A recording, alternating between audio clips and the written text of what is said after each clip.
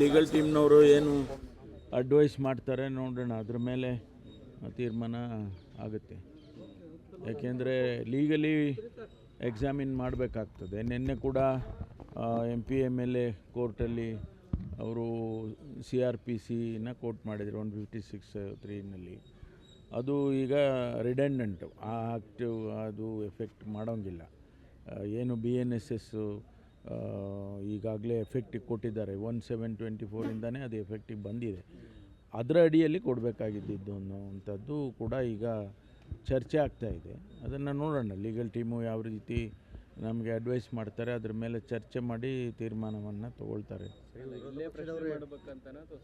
ಗೊತ್ತಿಲ್ಲ, ಅದೇನು ಸ್ಟೇಜಸ್ ಇದೆಯಲ್ಲ, ಈಗ ಇದಾದಮೇಲೆ ಡಿವಿಷನ್ ಬೆಂಚಿಗೆ ಹೋಗ್ಬೋದು, ಅದು ಆದಮೇಲೆ ದೆನ್ ಸುಪ್ರೀಂ ಕೋರ್ಟಿಗೆ ಹೋಗ್ಬೋದು.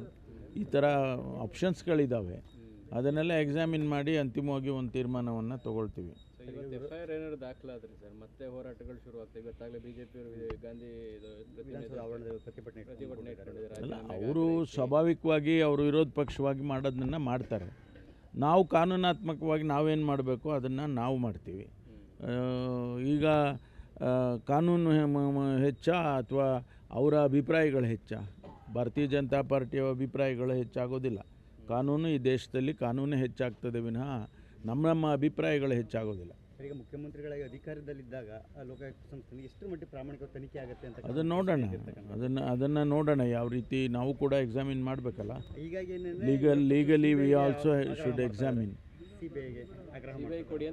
ಅವರು ಹೇಳೋದನ್ನು ಬಿಡಿ ಅಂದರೆ ಕಾನೂನು ಇಲ್ವ ಈ ದೇಶದಲ್ಲಿ?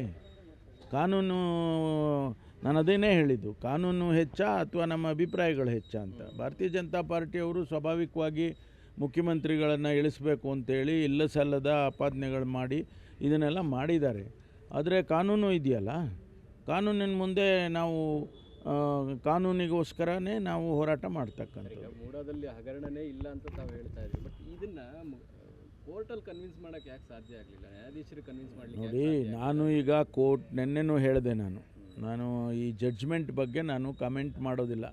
ಇಷ್ಟೇ ಹೇಳ್ತೀನಿ, ನಮಗೆ ಸಮಾಧಾನ ಇಲ್ಲ, ಅದ್ರ ಬಗ್ಗೆ ಕಾಮೆಂಟ್ ಮಾಡೋಕ್ಕೆ ಹೋಗೋದಿಲ್ಲ ನಾನು. ಅವರ ಅಭಿಪ್ರಾಯ, ಅವರು ಜಡ್ಜ್ಮೆಂಟ್ ಕೊಟ್ಟಿದ್ದಾರೆ, ಆದರೆ ನಮಗೆ ಸಮಾಧಾನ ಇಲ್ಲ.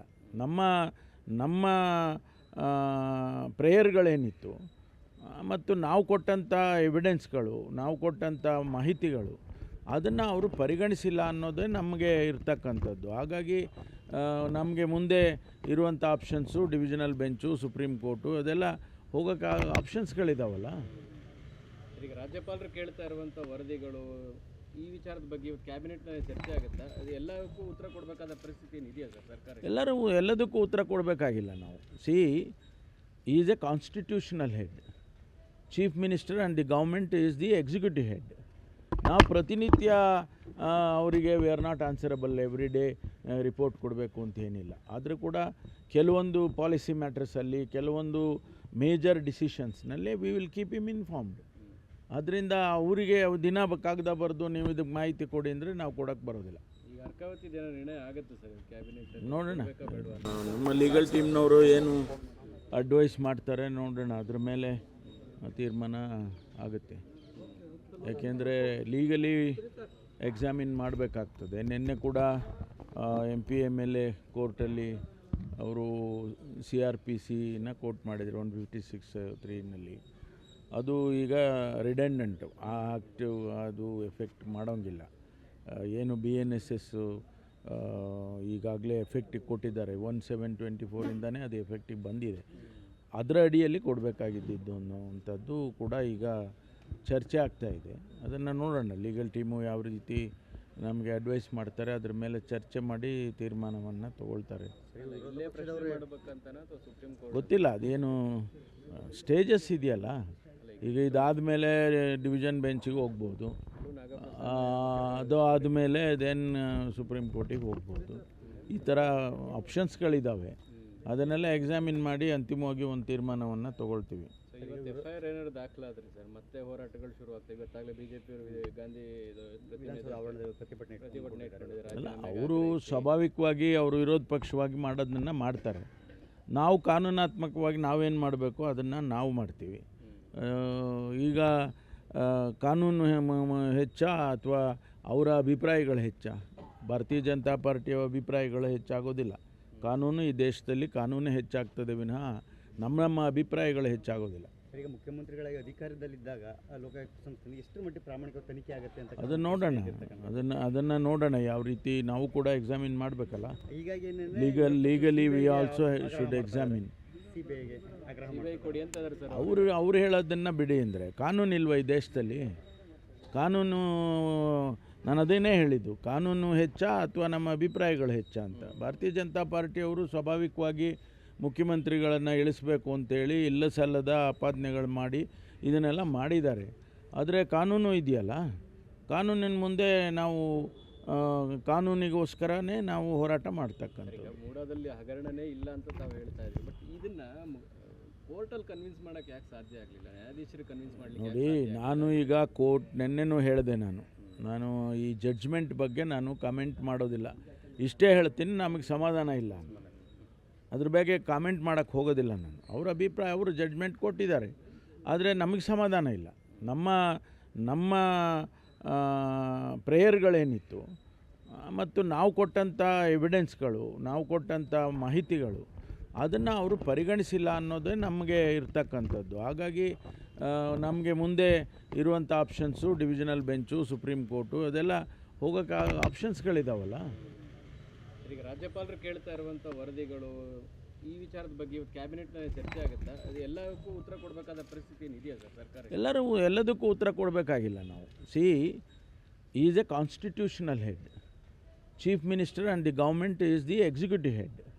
ನಾವು ಪ್ರತಿನಿತ್ಯ ಅವರಿಗೆ we are not answerable every day report ಕೊಡಬೇಕು ಅಂತ ಏನಿಲ್ಲ. ಆದರೂ ಕೂಡ ಕೆಲವೊಂದು ಪಾಲಿಸಿ ಮ್ಯಾಟರ್ಸಲ್ಲಿ, ಕೆಲವೊಂದು ಮೇಜರ್ ಡಿಸಿಷನ್ಸ್ನಲ್ಲಿ we will keep him informed.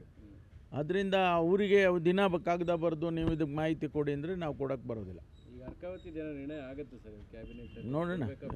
ನಮ್ಮ ಲೀಗಲ್ ಟೀಮ್ನವರು ಏನು ಅಡ್ವೈಸ್ ಮಾಡ್ತಾರೆ ನೋಡೋಣ, ಅದ್ರ ಮೇಲೆ ತೀರ್ಮಾನ ಆಗುತ್ತೆ. ಯಾಕೆಂದರೆ ಲೀಗಲಿ ಎಕ್ಸಾಮಿನ್ ಮಾಡಬೇಕಾಗ್ತದೆ. ನಿನ್ನೆ ಕೂಡ MP/MLA ಕೋರ್ಟಲ್ಲಿ ಅವರು CRPCನ ಕೋರ್ಟ್ ಮಾಡಿದರು 156(3)ನಲ್ಲಿ.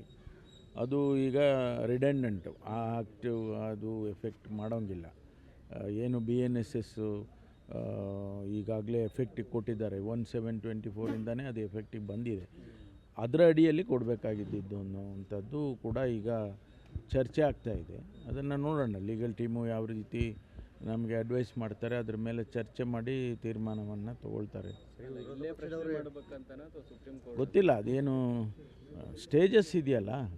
ಈಗ ಇದಾದ ಮೇಲೆ ಡಿವಿಷನ್ ಬೆಂಚಿಗೆ ಹೋಗ್ಬೋದು, ಅದು ಆದಮೇಲೆ ದೆನ್ ಸುಪ್ರೀಂ ಕೋರ್ಟಿಗೆ ಹೋಗ್ಬೋದು. ಈ ಥರ ಆಪ್ಷನ್ಸ್ಗಳಿದ್ದಾವೆ. ಅದನ್ನೆಲ್ಲ ಎಕ್ಸಾಮಿನ್ ಮಾಡಿ ಅಂತಿಮವಾಗಿ ಒಂದು ತೀರ್ಮಾನವನ್ನು ತಗೊಳ್ತೀವಿ. FIR ಏನಾದ್ರು ದಾಖಲಾದ್ರಿ ಸರ್, ಮತ್ತೆ ಹೋರಾಟಗಳು ಶುರು ಆಗ್ತವೆ. ಇವತ್ತಾಗಲೇ BJP ಗಾಂಧಿ ಪ್ರತಿಭಟನೆ ಅಲ್ಲ, ಅವರು ಸ್ವಾಭಾವಿಕವಾಗಿ ಅವರು ವಿರೋಧ ಪಕ್ಷವಾಗಿ ಮಾಡೋದನ್ನು ಮಾಡ್ತಾರೆ. ನಾವು ಕಾನೂನಾತ್ಮಕವಾಗಿ ನಾವೇನು ಮಾಡಬೇಕು ಅದನ್ನು ನಾವು ಮಾಡ್ತೀವಿ. ಈಗ ಕಾನೂನು ಹೆಚ್ಚಾ ಅಥವಾ ಅವರ ಅಭಿಪ್ರಾಯಗಳು ಹೆಚ್ಚಾ? ಭಾರತೀಯ ಜನತಾ ಪಾರ್ಟಿಯ ಅಭಿಪ್ರಾಯಗಳು ಹೆಚ್ಚಾಗೋದಿಲ್ಲ. ಕಾನೂನು ಈ ದೇಶದಲ್ಲಿ ಕಾನೂನೇ ಹೆಚ್ಚಾಗ್ತದೆ ವಿನಃ ನಮ್ಮ ಅಭಿಪ್ರಾಯಗಳು ಹೆಚ್ಚಾಗೋದಿಲ್ಲ. ಈಗ ಮುಖ್ಯಮಂತ್ರಿಗಳಾಗಿ ಅಧಿಕಾರದಲ್ಲಿದ್ದಾಗ ಲೋಕಾಯುಕ್ತ ಸಂಸ್ಥೆ ಎಷ್ಟು ಮಟ್ಟಿಗೆ ಪ್ರಾಮಾಣಿಕ ತನಿಖೆ ಆಗುತ್ತೆ ಅಂತ ಅದನ್ನು ನೋಡೋಣ, ಅದನ್ನು ನೋಡೋಣ. ಯಾವ ರೀತಿ ನಾವು ಕೂಡ ಎಕ್ಸಾಮಿನ್ ಮಾಡಬೇಕಲ್ಲ. ಹೀಗಾಗಿ legally we also should examine. ಸಿಬಿಐಗೆ ಆಗ್ರಹ ಸಿಬಿಐ ಕೊಡಿ ಅಂತ ಇದಾರೆ ಸರ್. ಅವ್ರು ಹೇಳೋದನ್ನು ಬಿಡಿ ಅಂದರೆ ಕಾನೂನು ಇಲ್ವ ಈ ದೇಶದಲ್ಲಿ? ಕಾನೂನು, ನಾನು ಅದೇನೇ ಹೇಳಿದ್ದು, ಕಾನೂನು ಹೆಚ್ಚಾ ಅಥವಾ ನಮ್ಮ ಅಭಿಪ್ರಾಯಗಳು ಹೆಚ್ಚಾ ಅಂತ. ಭಾರತೀಯ ಜನತಾ ಪಾರ್ಟಿಯವರು ಸ್ವಾಭಾವಿಕವಾಗಿ ಮುಖ್ಯಮಂತ್ರಿಗಳನ್ನು ಇಳಿಸಬೇಕು ಅಂತೇಳಿ ಇಲ್ಲ ಸಲ್ಲದ ಆಪಾದನೆಗಳು ಮಾಡಿ ಇದನ್ನೆಲ್ಲ ಮಾಡಿದ್ದಾರೆ. ಆದರೆ ಕಾನೂನು ಇದೆಯಲ್ಲ, ಕಾನೂನಿನ ಮುಂದೆ ನಾವು ಕಾನೂನಿಗೋಸ್ಕರನೇ ನಾವು ಹೋರಾಟ ಮಾಡ್ತಕ್ಕಂಥದ್ದು. ಈಗ ಮೂಡಾದಲ್ಲಿ ಹಗರಣನೇ ಇಲ್ಲ ಅಂತ ತಾವು ಹೇಳ್ತಾ ಇದ್ದೀವಿ, ಬಟ್ ಇದನ್ನ ಕೋರ್ಟಲ್ಲಿ ಕನ್ವಿನ್ಸ್ ಮಾಡೋಕ್ಕೆ ಯಾಕೆ ಸಾಧ್ಯ ಆಗಲಿಲ್ಲ? ನ್ಯಾಯಾಧೀಶರಿಗೆ ಕನ್ವಿನ್ಸ್ ಮಾಡಲಿಕ್ಕೆ ನೋಡಿ, ನಾನು ಈಗ ನೆನ್ನೆನೂ ಹೇಳಿದೆ, ನಾನು ಈ ಜಡ್ಜ್ಮೆಂಟ್ ಬಗ್ಗೆ ನಾನು ಕಮೆಂಟ್ ಮಾಡೋದಿಲ್ಲ. ಇಷ್ಟೇ ಹೇಳ್ತೀನಿ, ನಮಗೆ ಸಮಾಧಾನ ಇಲ್ಲ, ಅದ್ರ ಬಗ್ಗೆ ಕಾಮೆಂಟ್ ಮಾಡೋಕ್ಕೆ ಹೋಗೋದಿಲ್ಲ ನಾನು. ಅವ್ರ ಅಭಿಪ್ರಾಯ, ಅವರು ಜಡ್ಜ್ಮೆಂಟ್ ಕೊಟ್ಟಿದ್ದಾರೆ, ಆದರೆ ನಮಗೆ ಸಮಾಧಾನ ಇಲ್ಲ.